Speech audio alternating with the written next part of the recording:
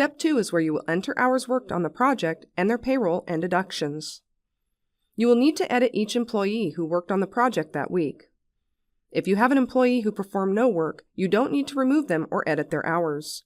The system will automatically show 0 hours for that week. For employees who did perform work on the project, enter their regular, overtime, and double time hours. If they have multiple trades, they will be displayed here. Enter the hours worked in each trade. Remember, these are only the hours worked on this project.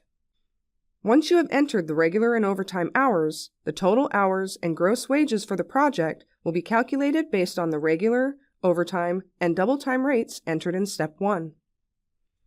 Once you verify the total hours and gross wages, enter the employee's gross payroll, withholding information, along with any other deductions you need to add. As opposed to the hours section above, the gross payroll and deductions is the total for all work performed that week, including other public works projects and private work. The net pay that is calculated should match the employee's paycheck for the week. When entering other deductions, it's important that you don't use descriptions that will violate the employee's privacy. For example, labels like child support or liens should not be used because these would be displayed on the report. In these cases, it's okay to use the label Other. Repeat this step for each employee on the project.